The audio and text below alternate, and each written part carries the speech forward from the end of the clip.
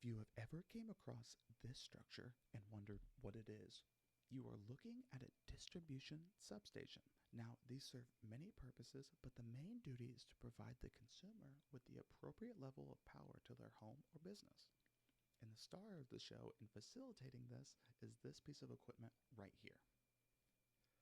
This is a main power transformer, and the duty of this device is to take in the high voltage input from the transmission system and transform into a lower voltage that can be utilized by the consumer. Now, let's dive into how this device actually works. Now, a simple ideal transformer utilizes the electromagnetic properties of these coil windings to induce a voltage from one winding to the other.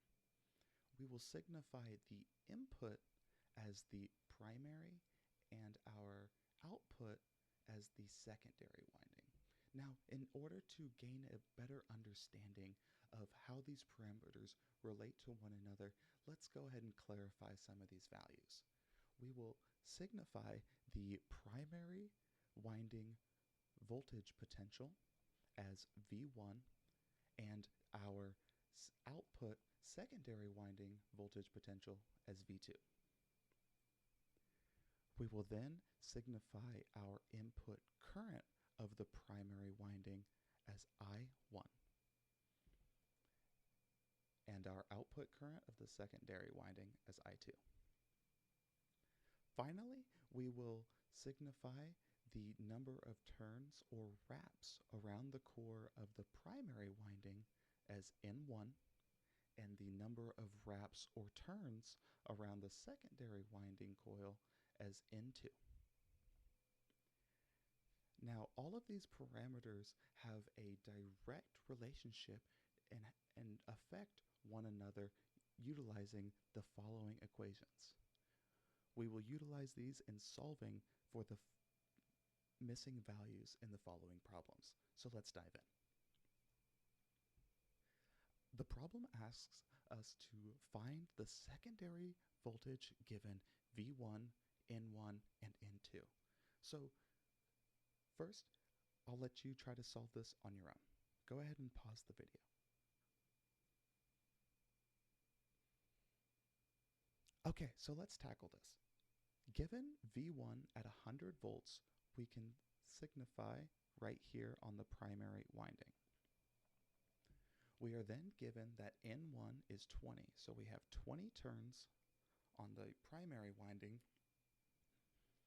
and we know that we have 400 turns on the secondary. Given these values, we can plug directly into the given equations.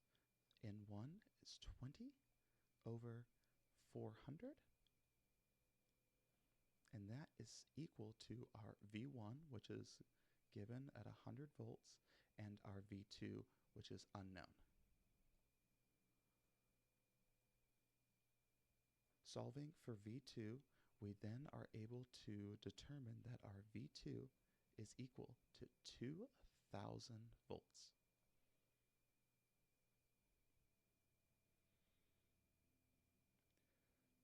Furthermore, we have the ability to determine the output current of the device as well.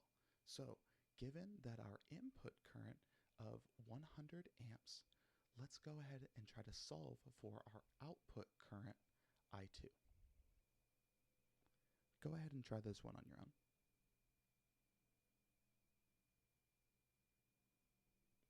Okay, now let's go ahead and solve this. So, taking in the information from the previous problem, we have our voltage and our turns ratios. We know that our V1 is 100 volts, and our V2 from the previous problem signifies 2,000 volts.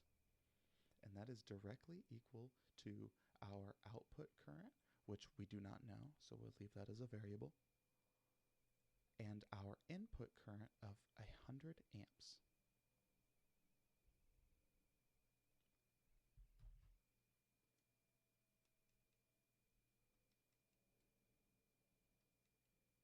solving for this, we are able to determine that our output current I2 is equal to 5